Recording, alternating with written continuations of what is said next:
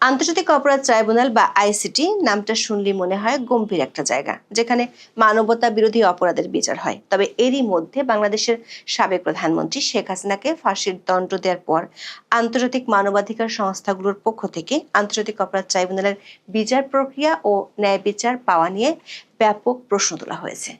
সেসব প্রশ্নকে আরো উস্কে দিয়েছে খোদ ট্রাইব্যুনালের চিফ প্রসিকিউটরের আচরণ। গত রবিবার মানে 23শে নভেম্বর ট্রাইব্যুনাল 1-এ যা ঘটলো তা গাম্ভীর্যকে বুড়িগঙ্গার পানিতে ডুবিয়ে দিয়ে আদালতের পরিবেশকে একেবারে উত্তপ্ত করাইয়ে পরিণত করেছে। গণমাধ্যমের খবরে বলা হয়েছে, চিফ প্রসিকিউটর তাজুল ইসলাম, যিনি রাষ্ট্রের পক্ষে সর্বোচ্চ আইনি ক্ষমতা নিয়ে আদালতে হাজির হওয়া একজন কর্মকর্তা, তিনি আসামি পক্ষের আইনজীবীকে বলেছেন, চুপ থাকুন, কথা বলবেন না, আপনিও আসামি হতে পারেন। আর তারই শাসনের শিকার হয়েছেন সাবেক সেনা কর্মকর্তা জিয়াউল হাসানের আইনজীবী নাজির নাহার। জিয়াউল হাসানের মামলাটি ছিল গুমের অভিযোগে অভিযুক্ত হওয়া ন্যাশনাল টেলিকমিউনিকেশন মনিটরিং সেন্টারের বা এনটিএমসির সাবেক মহাপরিচালককে নিয়ে। দর্শক, এমন খবর কেবল আইনি বিতর্ক নয়, বরং বিচারিক শিষ্টাচার ও ক্ষমতার ব্যবহার নিয়ে গভীর প্রশ্ন তুলেছে। যেখানে একজন প্রসিকিউটরকে ন্যায় বিচারের প্রতিনিধি বা মিনিস্টার অফ জাস্টিস হওয়ার কথা, সেখানে রাষ্ট্রপক্ষের প্রধান আইনি কর্মকর্তা কেন প্রতিপক্ষ আইনজীবীকে এমন কথা বলবেন? দীর্ঘদিন ধরে আইসিটি ফলো করা ব্রিটিশ সাংবাদিক ডেভিড বার্গম্যান বিষয়টি নিয়ে নিজের ফেসবুকে পোস্ট দিয়ে ব্যাপক সমালোচনা করেছেন। আইনজীবীদের আশঙ্কা, আন্তর্জাতিক মহল থেকে প্রশ্ন ওঠার পরপরই বিচারকের সামনেই সরকার পক্ষের সর্বোচ্চ আইনজীবীর এমন ব্যবহার দেশীয় আন্তর্জাতিক মহলে ন্যায় বিচারের নিশ্চয়তা নিয়ে যে আশঙ্কা আছে সেটিকে আরো বাড়িয়ে দিবে। বিস্তারিত জানতে চলুন যাওয়া যাক বিশ্লেষণে। ঘটনাটি ঘটেছিল বিচারপতি মোহাম্মদ গোলাম মর্তুজা মজুমদারের নেতৃত্বাধীন 2 সদস্যের আন্তর্জাতিক অপরাধ ট্রাইব্যুনাল 1-এ। শুনানির সময় আইনজীবী নাজনীন নাহার যখন তার ক্লায়েন্টের জিজ্ঞাসাবাদের প্রক্রিয়া নিয়ে অভিযোগ জানাচ্ছিলেন, ঠিক তখনই চিফ প্রসিকিউটর তাজুল ইসলাম যেন শাস্তির রোলার নিয়ে হাজির হলেন। চিফ প্রসিকিউটর নাজনীন নাহারকে উদ্দেশ্য করে সরাসরি বলেন, চুপ থাকুন, কথা বলবেন না, আপনিও আসামি হতে পারেন। এরপর তিনি যোগ করেন, নাজনীনের বিরুদ্ধে বিভিন্ন জায়গা থেকে অভিযোগ পাওয়া যাচ্ছে। চিফ প্রসিকিউটর এমন খবর গণমাধ্যমে প্রকাশ হওয়ার পর আদালত পাড়ায় এ নিয়ে ব্যাপক আলোচনা শুরু হয়েছে। আইনজীবীরা বলছেন, আইন পেশায় শিষ্টাচার একটি মূল ভিত্তি। প্রতিপক্ষ আইনজীবীকে তার মক্কেলের পক্ষে কাজ করার জন্য ব্যক্তিগত বা পেশাগত হুমকি দেওয়া কোনোভাবেই ন্যায়সঙ্গত হতে পারে না। এটি শুধুমাত্র সেই আইনজীবীর স্বাধীনতায় আঘাত নয়, বরং বিচারিক প্রক্রিয়ার প্রতি জনআস্থা নষ্ট করে। দর্শক, কোর্টে আইনজীবীদের ভূমিকা হলো, তারা কেবল বিচার চান না, তারা ন্যায় বিচার নিশ্চিত করার জন্য কাজ করেন। এজন্য তাদেরকে বলা হয় minister of justice. Chief prosecutor attorney জেনারেলের পদমর্যাদায় হওয়ায় তার নৈতিক দায়িত্ব অনেক বেশি। কিন্তু রোববার তিনি যেভাবে আসামিপক্ষের আইনজীবীকে শাসিয়েছেন, আন্তর্জাতিক আইনের মানদণ্ড অনুযায়ী এটি একটি হুমকি, যার স্থান কোনো আদালতে থাকতে পারে না। 1973 সালের আন্তর্জাতিক অপরাধ ট্রাইব্যুনাল আইনের 17 অনুচ্ছেদের 2 নম্বর ধারা অনুযায়ী আসামির আত্মপক্ষ সমর্থনের জন্য আইনজীবী সহায়তা পাওয়ার অধিকার রয়েছে। একজন আইনজীবীকে যখন তার দায়িত্ব পালনের জন্য হুমকি দেওয়া হয়, তখন তা আসামির সাংবিধানিক অধিকারের সরাসরি লঙ্ঘনের চেষ্টা বলেই মনে করেন আইনজীবীরা। যখন এই উত্তপ্ত বাক্য বিনিময় চলছিল, বিচারপতি মোহাম্মদ গোলাম মর্তুজা মজুমদার চিফ প্রসিকিউটরকে মনে করিয়ে দেন যে নাজনীন একজন আইনজীবী হিসেবে উপস্থিত আছেন।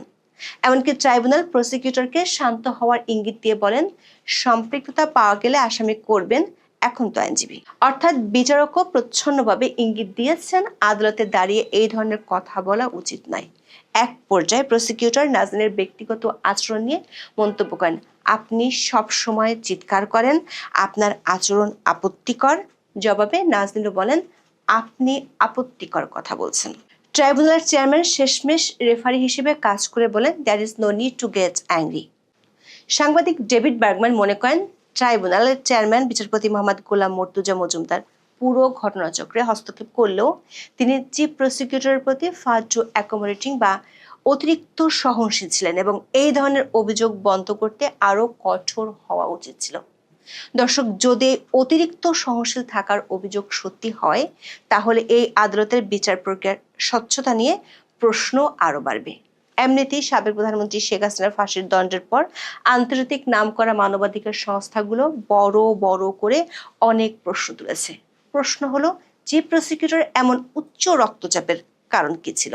কারণ নাজনীন নাহার তার ক্লায়েন্ট জিয়াউল হাসানের জিজ্ঞাসাবাদের প্রক্রিয়া নিয়ে এমন কিছু অভিযোগ এনেছিলেন যা শুনলে মনে হবে কোনো থ্রিলার সিনেমার স্ক্রিপ্ট। নাজনীন নাহার আদালতের সামনে 5টি গুরুতর অভিযোগ তুলে ধরেন।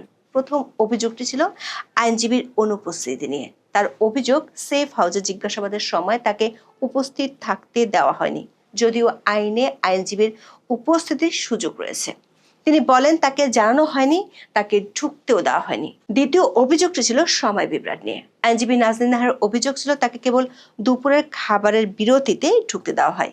3 নম্বর অভিযোগটি ছিল ভিডিও রেকর্ডিং নিয়ে, অর্থাৎ জিজ্ঞাসাবাদে অবৈধভাবে ভিডিও করা হয়েছে। তাজুল ইসলাম দাবি করেন ভিডিও রেকর্ডিং করা হয়েছে স্বচ্ছতার স্বার্থে, যাতে কেউ মিথ্যাভাবে দুর্ব্যবহারের অভিযোগ করতে না পারে। চতুর্থ অভিযোগটি হলো জিজ্ঞাসাবাদে অনুমোদিত নয় এমন ব্যক্তির উপস্থিতি। গুম সংক্রান্ত তদন্ত কমিশনের সদস্য নাবিলা ইদ্রিস জিজ্ঞাসাবাদে অংশ নিয়েছিলেন, যিনি আইনে অনুমোদিত নন।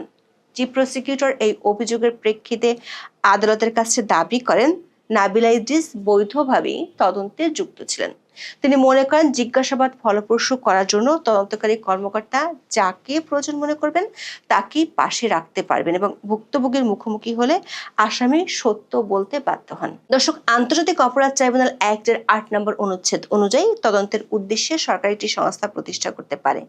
8-এর 2 ধারা অনুযায়ী যে কোনো ব্যক্তিকে প্রসিকিউটর তদন্ত কর্মকর্তা হিসেবে নিয়োগ দিতে পারেন। কিন্তু নাবিলা ইদ্রিস প্রসিকিউশনের সদস্য নন, তিনি গুম কমিশনের সদস্য এবং মামলার আসামি জিয়াউল হাসান বন্দী। আইন অনুযায়ী একজন বন্দীকে এ ধরনের ইন্টারোগেশন করতে হলে আদালতের অনুমতি নিতে হয়। দর্শক, আসামি পক্ষের আইনজীবীর পক্ষ থেকে তোলা সবচেয়ে গুরুতর অভিযোগটি হলো নাবিলা ইদ্রিস নাকি জিয়াউল হাসানকে ভয়ভীতি দেখিয়ে বলেন, জবাব না দিলে আপনার মেয়ে অনাথ হয়ে যাবে। নাজনীনের অনাথ অভিযোগের জবাবে চিফ প্রসিকিউটর তাজুল ইসলাম অবশ্য থেমে থাকেননি। তিনি এই অভিযোগগুলোকে মিথ্যা এবং মৌলিকভাবে অগ্রহণযোগ্য বা ব্ল্যাটান্ট লাইস বলে উড়িয়ে দেন। সাংবাদিক ডেভিড বার্গম্যান মনে করেন নাবিলা ইদ্রিসের বিরুদ্ধে মেয়ে অনাথ হয়ে যাবে এমন হুমকি দেওয়ার এই অভিযোগটি গুরুতর। ট্রাইব্যুনালের উচিত হবে জিজ্ঞাসাবাদের ভিডিও দেখে সত্যতা যাচাই করা। দর্শক, এই 5টি অভিযোগের আইনি গুরুত্ব কতটা? আইনের চোখে এই ধরনের জিজ্ঞাসাবাদ পুরোপুরি অবৈধ। 2010 সালে প্রণীত আন্তর্জাতিক অপরাধ ট্রাইব্যুনালের রুলস অফ প্রসিডিউরের 16-এর 2 ধারায় খুব স্পষ্ট করে বলা আছে, কোনো ব্যক্তি তদন্ত চলাকালীন কোনো প্রক্রিয়ার জবরদস্তি, চাপ বা হুমকির শিকার হবে না। মেয়ে অনাথ হয়ে যাবে এই মন্তব্য শারীরিক নির্যাতন না হলেও এটি মানসিক জবরদস্তি বা চাপ হিসেবে বিবেচিত হতে পারে। এটি তদন্তের উদ্দেশ্যকে বিকৃত করে এবং ন্যায্য বিচারের জন্য মারাত্মক হুমকি সৃষ্টি করে। আরেকটি বিষয় হলো আইনজীবীর উপস্থিতি। আইনজীবী নাজনীন নাহার দাবি করেন আইনে তার উপস্থিতির সুযোগ রয়েছে। যদিও সাংবাদিক ডেভিড বার্গম্যান তার মন্তব্যে উল্লেখ করেছেন, আইসিটি এর প্রথা হলো জিজ্ঞাসাবাদের সময় আইনজীবীকে সশরীরে উপস্থিত থাকতে না দিয়ে কেবল পাশের ঘর থেকে দেখার অনুমতি দেওয়া, কিন্তু এই ক্ষেত্রে নাজনীনকে জানানোই হয়নি। দর্শক, তাজুল ইসলাম কোর্টে নাজনীন নাহারকে উদ্দেশ্য করে বলেছেন নাজনীন জিয়াউলের আত্মীয় এবং বিভিন্ন সমস্যা তৈরি করেছেন। এমনকি তিনি ঘোষণা দেন প্রসিকিউশন নাজনীনকে জিয়াউল হাসানের প্রতিনিধিত্ব করা থেকে বিরত রাখতে আপিল করবে। কিন্তু এই বাকবিতণ্ডার মধ্যে সবচেয়ে বিস্ফোরক যে মন্তব্যটি চিফ প্রসিকিউটর করেন তা হলো, তিনি দাবি করেন জিয়াউল হাসান প্রায় 1000 মানুষকে হত্যা করেছে একাই এবং পেট কেটে বুড়িগঙ্গায় লাশ ফেলে দিয়েছে। 1টি 2টি নয়, 1000টি হত্যাকাণ্ড। আপনার মনে হতে পারে প্রসিকিউটর যেন আদালতে মামলায় তথ্য দিচ্ছে না, বরং একটা উচ্চ বাজেটের অ্যাকশন মুভির প্লট শোনাচ্ছিলেন। এই ধরনের বিশাল দাবি আদালত চলাকালীন করা কতটা আইনসম্মত? সাংবাদিক ডেভিড বার্গম্যান এই দাবিটিকে হাইলি প্রিজুডিশিয়াল কমেন্ট বা অত্যন্ত ক্ষতিকারক মন্তব্য হিসেবে চিহ্নিত করেছেন। অর্থাৎ এটি বিচার হওয়ার আগেই জনমতকে প্রভাবিত করার চেষ্টা। বার্গম্যান সন্দেহ প্রকাশ করেছেন তাজুল সাহেবের কাছে এই দাবির সপক্ষে প্রমাণ থাকার সম্ভাবনা কম। তদন্ত চলাকালীন দোষী ব্যক্তির পরিচয় সম্পর্কে বিবৃতি দেওয়া সরকারি কর্মকর্তাদের এড়িয়ে চলা উচিত বলে তিনি মনে করেন। দর্শক, আইসিটিতে তাজুল ইসলামের চিফ প্রসিকিউটর হিসেবে নিয়োগ থেকে বিতর্ক পিছু ছাড়ছে না। তাজুল ইসলাম বিগত আওয়ামী লীগ সরকার আমলে আইসিটিতে আসামি পক্ষের আইনজীবী ছিলেন। তিনি এবি পার্টির যুগ্ম আহ্বায়ক ছিলেন, যে দলটি জামাত ঘনিষ্ঠ হিসেবে পরিচিত। চিফ প্রসিকিউটর পদে নিয়োগ পাওয়ার পর তিনি সেই রাজনৈতিক দল থেকে পদত্যাগ করেন। অন্তর্বর্তী সরকার কর্তৃক তাকে অ্যাটর্নি জেনারেলের সমমর্যাদায় চিফ প্রসিকিউটর হিসেবে নিয়োগ দেওয়া হয়। তাজুল ইসলামের ডিফেন্স থেকে প্রসিকিউটরের পদে রূপান্তর শুরু থেকেই আইনি মহলে বড় ধরনের নৈতিক বিতর্ক সৃষ্টি করেছে। সুপ্রিম কোর্টের আইনজীবী ব্যারিস্টার জ্যোতির্ময় বড়ুয়া স্পষ্টভাবে এই পরিস্থিতিকে বার কাউন্সিলের পেশাগত আচরণ ও শিষ্টাচার বিধি সুস্পষ্ট লঙ্ঘন হিসেবে চিহ্নিত করেছেন। বাংলাদেশ বার কাউন্সিলের আচরণ বিধি অনুযায়ী একজন আইনজীবী পরস্পর বিরোধী স্বার্থের প্রতিনিধিত্ব করতে পারেন না। এই নীতির মূল উদ্দেশ্য হলো এক পক্ষের সংবেদনশীল কৌশলগত তথ্য নিয়ে অন্য পক্ষের বিরুদ্ধে ব্যবহার রোধ করা। ট্রাইব্যুনালের ডিফেন্সের কৌশল ও মামলার দুর্বলতা সম্পর্কে পূর্ব অভিজ্ঞতা নিয়ে রাষ্ট্রপক্ষের নেতৃত্ব দেওয়া সরাসরি নৈতিক সংঘাতের জন্ম দেয়। এই নৈতিক পটভূমির কারণে তার বর্তমান আচরণ এবং ডিফেন্স কাউন্সিলকে শাসনের অভিযোগ আরও বেশি সমালোচনার জন্ম দিয়েছে। আবার চিফ প্রসিকিউটর হওয়ার পর বিভিন্ন সময় তার কিছু মন্তব্য ন্যায় বিচারকে প্রশ্নবিদ্ধ করে তুলেছে। গত 30 আগস্ট একটি গোল টেবিল বৈঠকে তাজুল ইসলাম বলেন, আগামী নির্বাচনে নির্বাচিত সরকার যদি এই বিচার প্রক্রিয়া এগিয়ে না নিয়ে যায়, সেই আশঙ্কায় তাদের বিচার তাড়াহুড়ো করে শেষ করতে হচ্ছে। তিনি আশঙ্কা প্রকাশ করেন যে এই হ্রাস বা তাড়াহুড়োর কারণে কাজে হয়তো খুঁত থেকে যাওয়ার আশঙ্কা আছে। দর্শক, আইনগত দিক থেকে এটি অত্যন্ত গুরুতর বিষয়। মানবতা বিরোধী অপরাধের মতো গুরুতর মামলায় ডিউ প্রসেস বা যথাযথ প্রক্রিয়া অনুসরণ করা আন্তর্জাতিক ন্যায় বিচারের মৌলিক নীতি। যখন প্রসিকিউশনের সর্বোচ্চ কর্মকর্তা নিজেই বলেন বিচার একটি রাজনৈতিক সময়সীমার অধীন হয়ে ত্রুটিপূর্ণ হতে পারে, তখন এটি ট্রাইব্যুনালের স্বাধীনতা ও নিরপেক্ষতা নিয়ে আন্তর্জাতিক মহলে গুরুতর প্রশ্ন সৃষ্টি করে। সেটি হয়েছেও শেখ হাসিনার বিরুদ্ধে ফাঁসির রায় ঘোষণার পর। অ্যামনেস্টি ইন্টারন্যাশনাল, হিউম্যান রাইটস ওয়াচের মতো আন্তর্জাতিক প্রতিষ্ঠানগুলো এই আদালতের বিচার প্রক্রিয়া নিয়ে প্রশ্ন তুলেছে। দর্শক, আইসিটির এই পুরো ঘটনাটা অনেকটা এমন যেন একটি গম্ভীর সিম্ফনি অর্কেস্ট্রা চলছে, যেখানে সবাই সুর মেলাতে ব্যস্ত। হঠাৎ করে চিফ প্রসিকিউটর এসে তার বেহালাকে লাঠির মতো ব্যবহার করে আসামিপক্ষের আইনজীবীকে শাসাচ্ছেন। এতে সুরও নষ্ট হলো আর বিচারের মর্যাদা হলো ভুলণ্ঠিত। যখন চিফ প্রসিকিউটর মতো একজন প্রধান কর্মকর্তা ডিফেন্স কাউন্সিলকে হুমকি দেন, তখন ডেভিড বার্গম্যানের মতো পর্যবেক্ষকের মাধ্যমে এই ঘটনা আন্তর্জাতিকভাবে প্রচারিত হয়।